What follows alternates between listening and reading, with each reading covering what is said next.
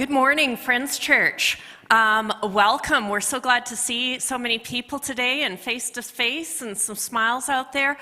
My name is Alita and I'm part of the charitable giving team because nobody likes to talk about money, but that's a really important part of how we sustain the great things that are going on at Friends Church. Thank you to those of you who have given and do give regularly. We love having pre-authorized debit.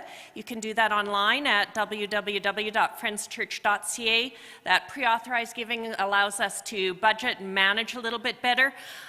We also have the app, the spiritual gym, which I think is just a lovely metaphor for church and what we do here. And of course, if you're a person like me who still handles cash and or writes checks, we have a black box at the back and you can make sure that you get a tax receipt for that. So thank you so much to those who are giving, and welcome to those of you who are new to Friends Church.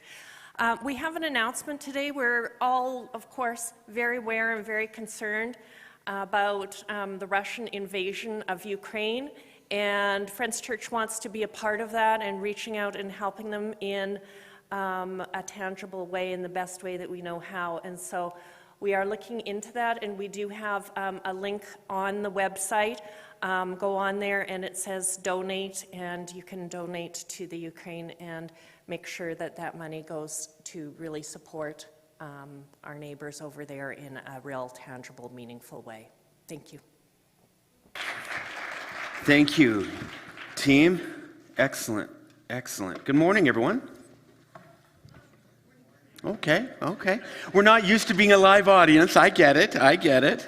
It's kind of freaky weird. I can just see your faces. It's so great. It's nice to see some of the people returning, feeling safe enough to jump in.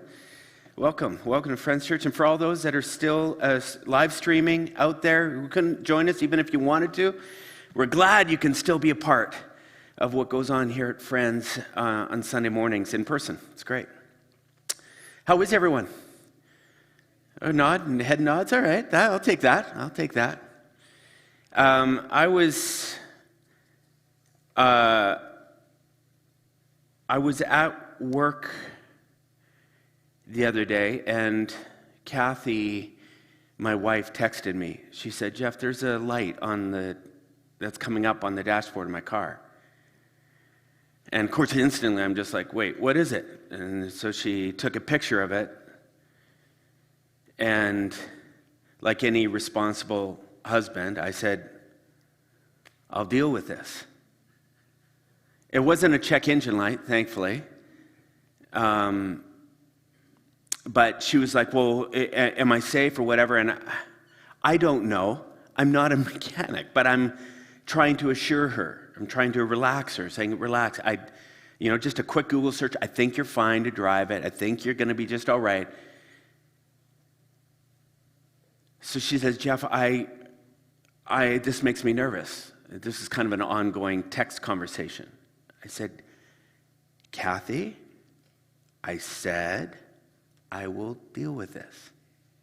Relax."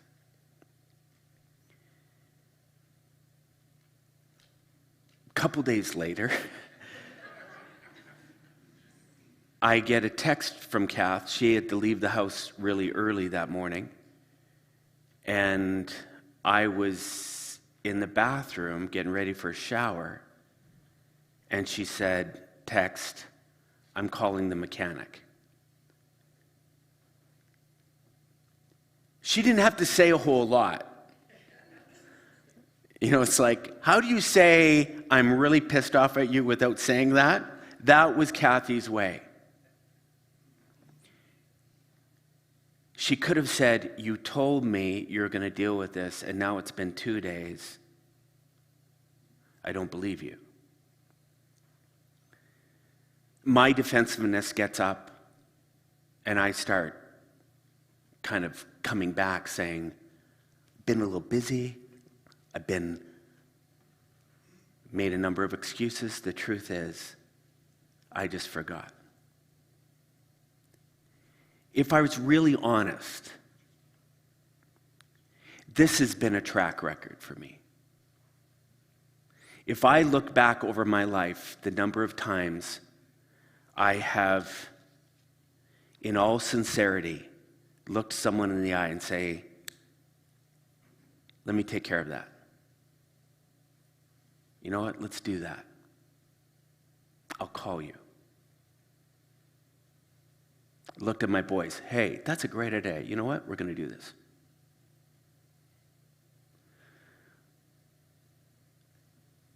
Only to completely lose track of it. And then at some point, have seen the disappointment in people's faces that I've let down due to my forgetfulness. It's a painful track record. It's a tendency that I have that I feel shame about. In fact, I'll be honest with you. I just told Catrice, I said, ignore my first page of my notes. Because I wrote in a different story I didn't want to talk about. Or that I wanted to talk about. This whole thing about me being late, or me forgetting, this is something I feel incredible shame about. I didn't want to talk about. And every time it happens, it's like if I could grab my head and give it one of those. Because I'm going, why do you do that? Do you see the disappointment?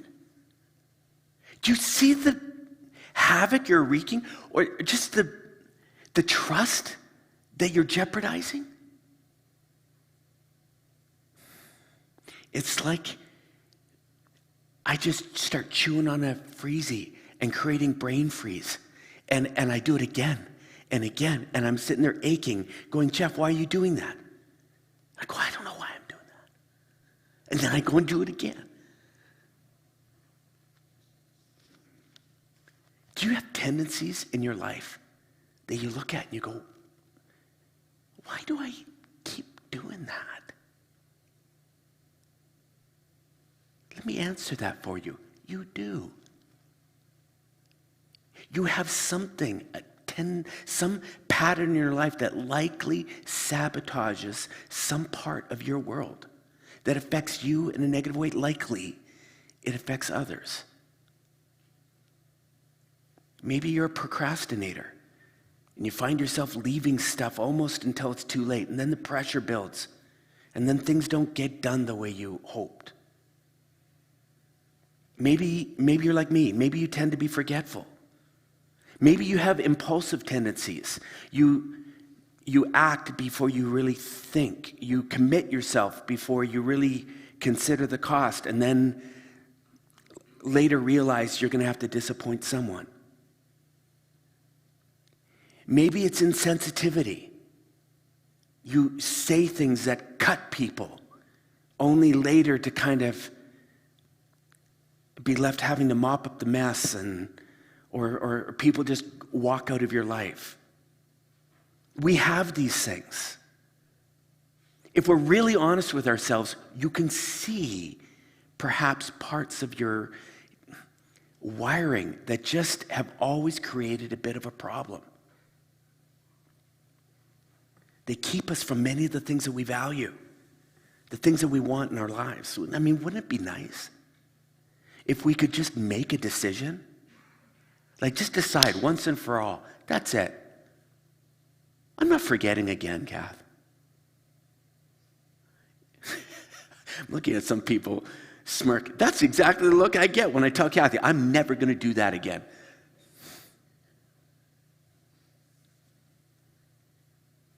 Despite our best efforts, behavioral scientists are suggesting we'll likely never change our tendencies. We'll never get rid of them.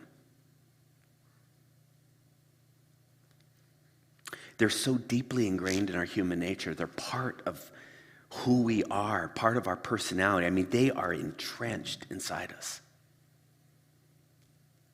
How does that make you feel when you think about that? Whatever tendency came to your mind as I'm talking about different things, how does it make you feel to think you might never get rid of that thing?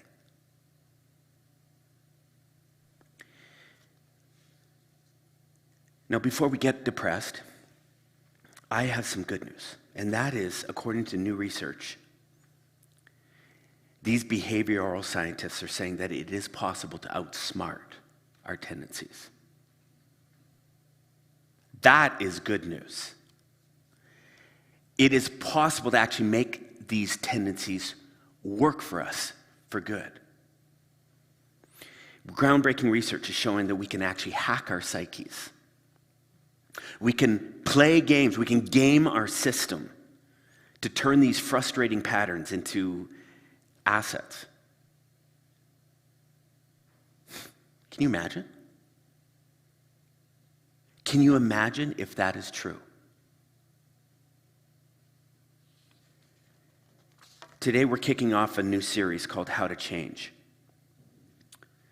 And we're going to spend 5 weeks, including today, talking about how to game your system, how to hack your psyche,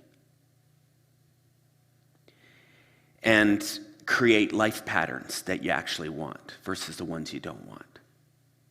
To create a better world in your life, in your relationships, those you work with and live beside. I'm so excited about this because I, for one, am first in line saying, I need some help changing. I got some stuff, some patterns. I just have created chaos, have created hurt, and I don't want them. Before I jump into the start of that, I want to explain why this is so important. Now, maybe just what I've talked about makes it obvious. But invariably, as we step into a series like this that's going to talk about a lot of modern psychological research and very tangible, practical ways to change our behaviors, we will hear people say, why is this part of the spiritual conversation? Like, why aren't we talking about something that's really spiritual? I mean, isn't real spirituality, and again, this isn't everyone, but there is an undercurrent that goes in church land, that this whole thing is really less about what is going on here in the physical realm here on earth, and it's more about the end game. If you came out of traditional Christianity, a lot of the teaching, a lot of it wrapped around or focused on, centered around kind of what happens beyond this life. That was the end game. So much of it was about a heaven and hell kind of, where are you going to end up? How many were familiar with or have had brushes with this kind of reality? That's the paradigm where we were working from. So a whole bunch of the spiritual journey was just really about, how do I make sure that I'm safe? That one day when my number gets called up, I'm not going somewhere hot, I'm going somewhere nice. That's kind of a crass way of putting it. That paradigm of life and teachings is a bit problematic for us. And we've talked about this again and again, but it's always worth reminding. As we look more and more at that traditional model of this, everything that we're talking about in spirituality leading somehow to an outcome that says, get me out of this crash and burn planet to somewhere beautiful, and don't take me to some dark place. If that is what this whole thing centers on, not only is it become a very self-centered, what's in this for me, I'm trying to cover my butt, what do I got to do, what's the thing I got to do to keep myself from an eternal torment, which becomes very narcissistic in its core. But probably just as problematic as that, to that whole kind of paradigm, is it doesn't really correlate well with a lot of the teachings of Jesus and many of the authors in the Bible.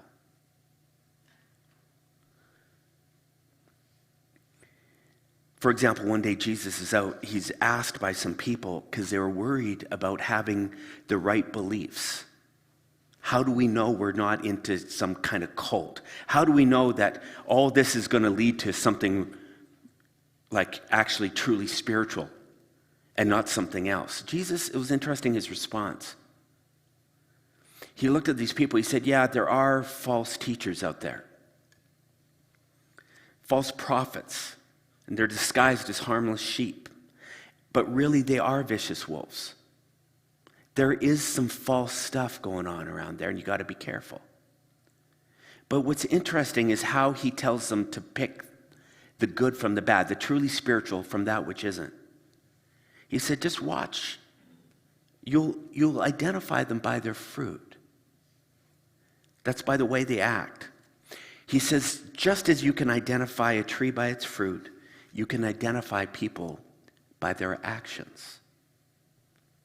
You see, Jesus seemed to continue to point to the spiritual journey about being about a way of living, about right actions that leads to something beautiful. It was another author named James. He comes out, he really spells that out. He said, dear friends, do you think you'll get anywhere in this thing, this spiritual thing, if you learn all the right words but never do anything? Does merely talking about your faith indicate that a person really has it? He said, if you come alongside an old friend who's dressed in rags and half starved, and you say, good morning, friend, be clothed in Christ, be filled with the Spirit, and then you walk off without giving that person so much as a coat or a cup of soup, what does that get you? Isn't it obvious that God talk without God acts is outrageous nonsense?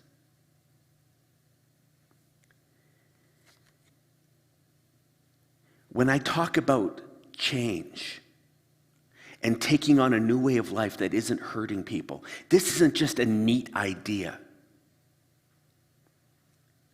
This is the game. This is the spiritual journey. It's living in a way that's truly making our world better. Now, here's the problem. It's exciting to say, hey, that seems to line up with what Jesus was about and what the Bible seemed to, the tradition of the Bible. Yes, it's great. And it would seem to make sense of the things that we're experiencing every day. The problem with this is that it's hard. Like, I don't think any one of us, as I'm saying this, would be saying, no way, that's not why I'm here. I just want to believe the right things. I think every one of you that shows up on a Sunday morning, either in person or on live, you're showing up, listening to the things we're saying, talking about these behaviors, these ways of being in our world, and I bet every one of us is sitting there going, that is a good idea. That I could do more of. That truly would make a difference in my life or in the lives of these people around me. But how many of us, once we walk out of these doors, gets life handed to us? And then we end up partway in the week and someone says, you're at church on Sunday. What did they talk about? And you go,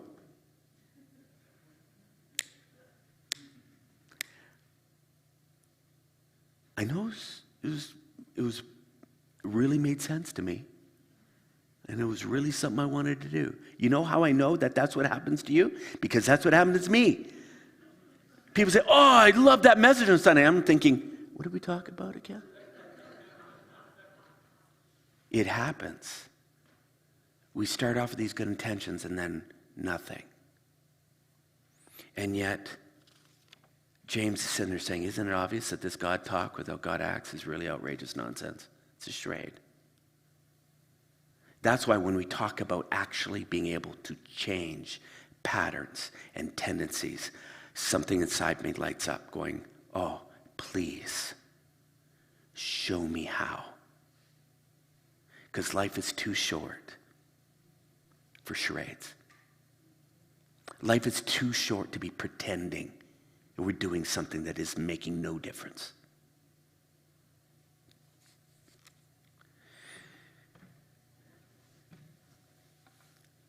The question is, how am I supposed to change?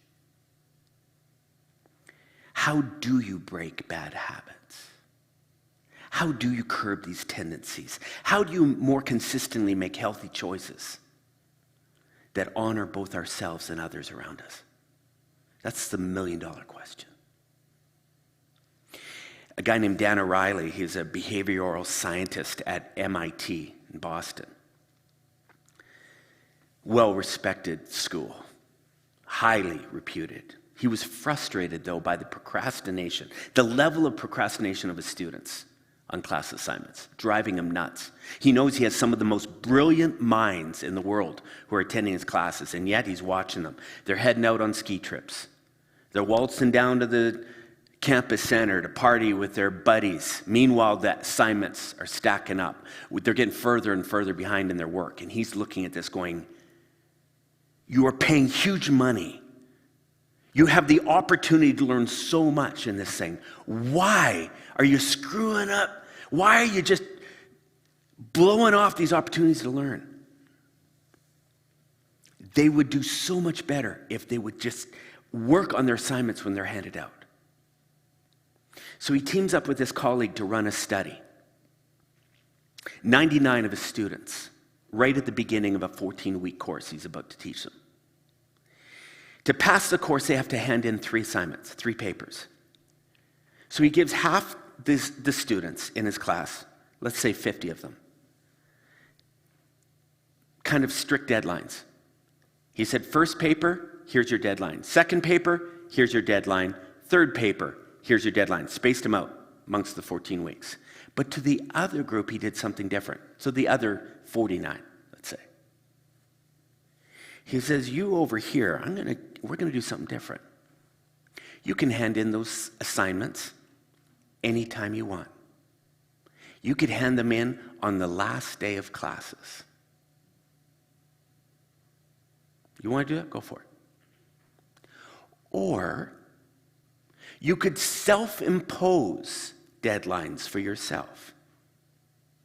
Whatever deadlines you want. I'm right here. You tell me what deadlines you would like to do those papers on. Here's the deal. You set your own deadline, but for every day you're late on that deadline, I will deduct some marks from that assignment. You can wait right till the end, or you can self-impose. However, you got to be on time, otherwise I deduct marks from that paper.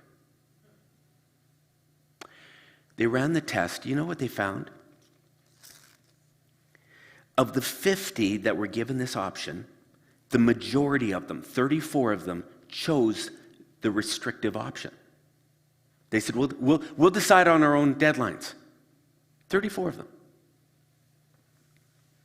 They wanted self-imposed restraints to help them achieve their desired outcome. Now, I'll get to how it all turned out in a moment. But an author named Amy Milkman, she wrote this book, How to Change. This book actually has formed a large part of the basis for this series. Fantastic book.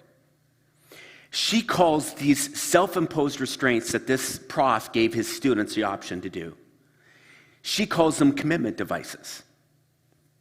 They're not new. History's littered with stories of these commitment devices. People using them. Myth or real?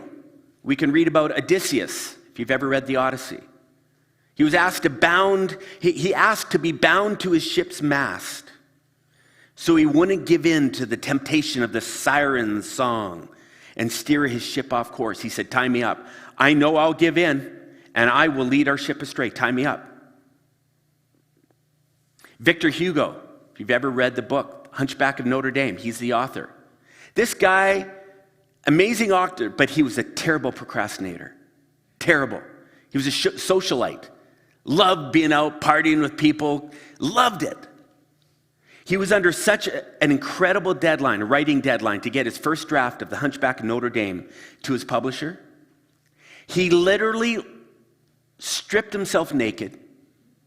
This is crazy. Took all his clothes and locked them up, leaving himself a shawl to cover himself with.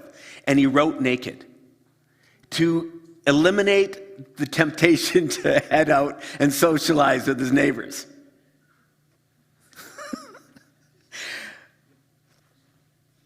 Here's the thing. These self-restraints work.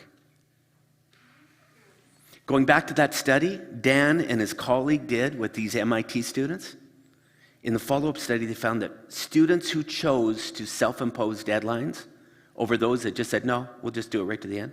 They handed in their work with 50% fewer errors. 50 fewer errors than those who didn't self-impose the deadlines. This works in a whole bunch of different ways. It was a Philippine bank that came up with a product everyone thought was crazy. They said, we're going to offer a locked savings account to our clients. We're going to try this. A whole bunch of internally managers are going, it's never going to work. They wanted to offer us locked savings account that didn't pay extra interest. You know how you can invest in an RSP, you lock it in for 5 years, you get a better interest rate than if you lock it in for 1 year. Nah, they didn't do that. They said, no. You will get the exact same interest as someone who's putting it in an everyday savings account that you could pull out any day you wanted. Zero flexibility. They offered this to 800 clients. Well, maybe not surprisingly, only 224 of them took them up on it. That'd be 28% of them said, yeah, we'll take you up on that. We want a savings account that's locked in. They decide when they can get that money out. Take it out a year from now. So they set 1 year as the deadline. They had to wait before they could pull anything out. They then took a test group, kind of a control group, 500 that never were offered that product. They just had regular savings accounts. And they tracked over 1 year how much each group saved. You know how much that group who picked those savings, that locked-in savings account, how much more they saved? 80%. 80. 80% more by choosing the restrictive option, the commitment device. The examples of these self-imposed restraints, these commitment devices are everywhere, and again, the research says it works.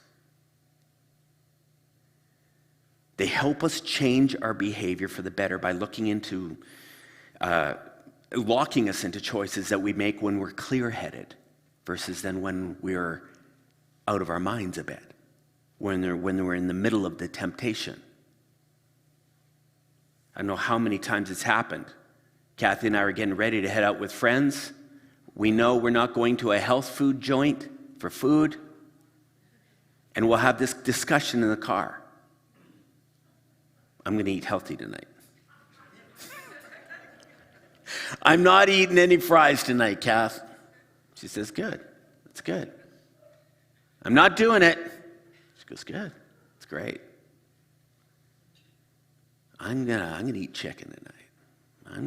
I'm gonna avoid the burger. Man, we get there, everyone's sitting around, all of a sudden that waitress brings by this monstrous burger.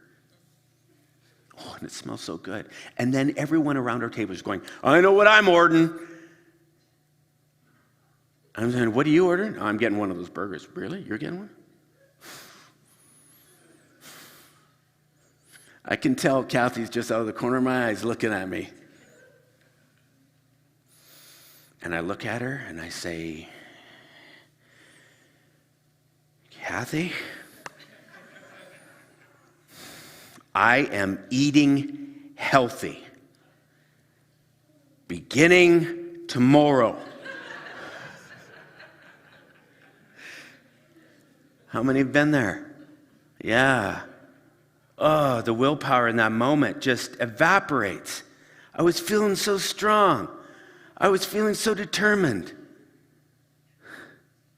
What happened? Zero desire to follow through on what would have been a real clear-minded decision. Commitment. Now, let me ask you something. What if I had made a deal with Kathy? As we were driving, I said, Kathy, I'm eating healthy tonight. And she would give me the eye roll. And I said, no. I am eating healthy tonight, and I'll tell you why I know. If I don't, I'm going to take $500 out of my golf budget this year. And I'm going to give it to you. And you can spend it however you want it.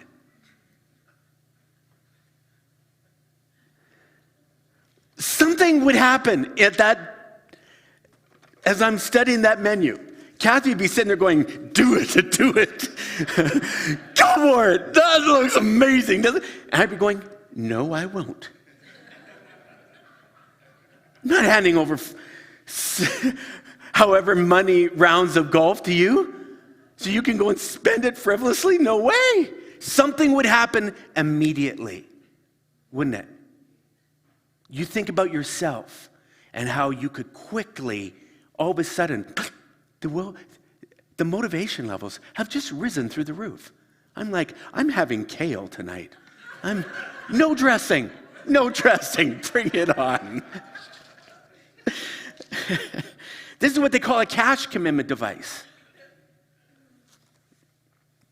For some people, with enough money, it's all it takes. It's amazing how all of a sudden the motivation levels just come out of the woodwork. Sometimes it doesn't even have to be much. I remember years ago, back, my partners, we started this church together with, Kelly and Mark. We would meet for a staff meeting every Tuesday morning at Kelly's place. This was the early days before we even had offices, anything. And I had this bad habit of showing up 5 minutes late. And they were always pranking me. And it got to the point where it was just comical. Not so much to them. Actually, no, it wasn't comical to anyone. They were annoyed, but they were just rib me. I remember at one point, without even realizing what I was doing, I got so tired of their ribbing. And I every time I do it, I'd show up late, and I'm going, oh, great, here we go again. I remember one morning I said, I will pay each of you 2 loonies next time I'm late. I never paid out once. Didn't even know what I was doing. I was using a cash commitment device. I just said I couldn't stand the thought of having to give them money for that. Not after they teased me. I don't know what happened, but suddenly now in the mornings I was like, you're not being late. I don't care if I have to run to work in boxers. I will be there on time. Was never late for one of those meetings again. Sometimes it doesn't even take that much. But these commitment devices can be powerful. And there's all kinds of them, hard and soft. I mentioned back in October that Kathy and I got in a Peloton. And I jumped on that thing. Hey, I'm still going strong, loving it. 20 pounds down. How's that for I can't believe this. I had some work to do. Still do. But I'm on it. I'm loving it. What the heck? How does that work? I can't help but think that one of the reasons that my motivation levels are running high is they have this feature on there where the Peloton community, someone finds out, they start following you, just like social media. So you have friends who are on Peloton as well. And they sign up, they go, hey, I'll follow you, you follow me, great. So you sign up. All of a sudden, didn't realize this when I accepted all their invites. They can see all my workouts. I had people weighing in. Hey, it's been a few days. I'm like, what? Wait, how did you? What's going on here? Sure enough, public humiliation. Right there. My whole calendar. What workouts I did. What my results were. That subtle thing. Commitment device, just a little softer. That's what they call a psychological commitment device. Commitment that comes with only a small psychological price tag for failure. How many did dry January or heard about this? I watch, okay, wow, no dry Januaries. And our crowds are going, forget it, man. We're not falling for that. I saw a hand there. No, forget that. We don't do that. I had a bunch of ball hockey guys, man. Those guys drink like fish. But they signed up for dry January. I would have put money down that they wouldn't do it, that they wouldn't make it. Some of them are now, they just finished February. What is that? What would motivate them to do that? They go on record with all their buddies And all of a sudden they show up in the pub, and what are the buddies doing? Oh, is tonight going to be the night you break down, buddy? No, they don't want to get ridiculed. It's a soft commitment device. We see campaigns that do this. All they need you to do is step out and go public with it, and they know the chances of you following through are much higher. Obviously, the harder the commitment device, the more consequences behind your whatever commitment you're trying to make, the more powerful the motivation behind it. I read a story of a guy that said, man, I want to write a book. He gave himself a timeline. He actually had 3 different things he wanted to do. And I looked at that list, I'm going, whoa, that is hardcore. And then he said, I'm going to pay out $14,000 if I don't achieve this. And he made it clear who he was going to pay it out to, the cause, the whole bit. And this was not a really wealthy man. That amount would have made an incredible impact on him. And he achieved it. You can go softer, but obviously the motivation levels will just be less. You can do it however you want, but what is undisputed now is the effectiveness of these devices. They create motivation. Sadly, though, despite their effectiveness, and despite the fact that there's such a huge body of research around this stuff, not everyone will actually use these. Research is suggesting that we all will fall into one of 2 camps. The first camp is what they call the sophisticates. That's kind of a nice name, isn't it? Trust me, it's much better than the other name for the other group. But what's weird is how they describe the sophisticates. They describe these people as simply those who have come to terms with their impulsivity. They've come to terms with their weaknesses, with their laziness, with their forgetfulness. They just come to terms with it. And they don't trust their willpower alone to think that it will be enough to overcome those tendencies. They don't believe it for a second. So it's the sophisticates that are willing to use these commitment devices to figure out what it's going to be to achieve the goal they want. The other group, and by far the majority of our population, fall into the second group. And they're called the naifs. You know what naifs means? Naive. Uneducated. No, inexperienced. Let's go with that. We're naive about how we think change will actually happen in our lives.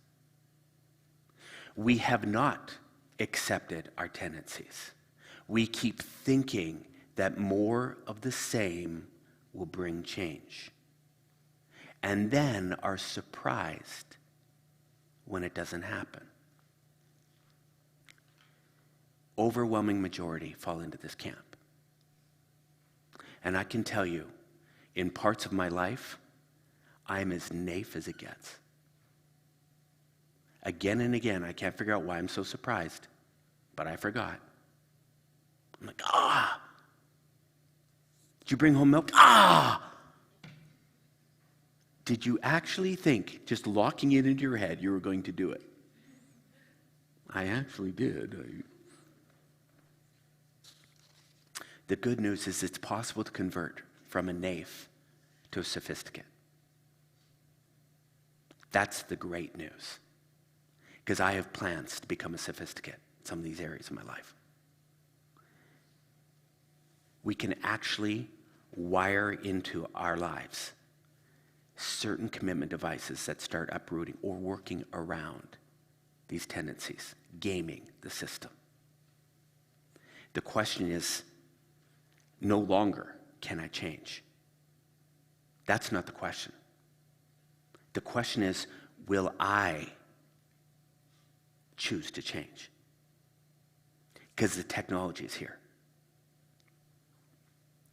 we're going to take 5 weeks to talk through this process to help each of us start brainstorming. Now, maybe as I'm talking this morning, you're sitting here going, what would I focus on? What is the part? What is the thing that I would like changed in my life? What is the tendency that I could do less with? That is your journey to figure out. My list is long, but I can't have a long. I'm going to just focus on a couple here. But it starts there. What would I change? And then, am I willing to do the things that are necessary to make that happen? Over the next 5 weeks, we're going to explore different things. And part of the challenge is not just saying, okay, I'm going to change. This next question that I just talked about, what would I change? It's a values decision. Next week, Vince is going to come up and he's going to talk about the importance of whittling down of all the things that you could do. What is the most important changes that could unlock other stuff? And it's funny how you make one change, they talk about this in this. You make one change and it can have an incredible domino effect to a whole bunch of other changes. You've watched this when someone all of a sudden starts to just get in shape. What it does, trickle effect into so many other areas, motivating them to other parts of their lives. That's just one example. Figuring out your value system and going, okay, what's it going to be? And then starting there. We're going to take 5 weeks. And you know what? Here's what's exciting. I don't know what percentage would be considered NAEFs in this room, or what areas are really burning out of control in your life. But can you imagine in 5 weeks if you actually wire in a system to game the tendency and change your life? I can't tell you the beautiful blessing it would be to my family if I could uproot some of these tendencies or just work around them. I'm betting perhaps that might be the case for some of you too. So I want you to stick around for this, to join us over the next 5 weeks. Commit yourself. Start thinking deeply. What is it? Where am I going to? Why would I make that change first? What is your hierarchy? We'll get into it deeper next week. This week, I'm just going to simply challenge you to really think deeply about this belief that it's just a matter of more willpower to change. That like this thinking that it's just more of the same, and I'm just going to muster up, I'm going to make it happen. I'm going to ask you to call BS to that. If you want to change, something more than just willpower is needed. Let's start there. I want to pray. God, I thank you that though I have been made amazing, I have all these incredible talents, I have these frustrating weaknesses. And rather than beating myself up, I'm grateful that I see these opportunities, these new technologies. Help me, make me mindful. Help me not to beat myself up. Remind me that I'm okay just the way I am, but I can become even more beautiful and more impactful in this world. And I pray that for every person here. Amen. All right. Well, have a great week, everyone. Let's commit to change, can we? Except for all you perfect ones. You can take the next 5 weeks off. All right? Have a great week.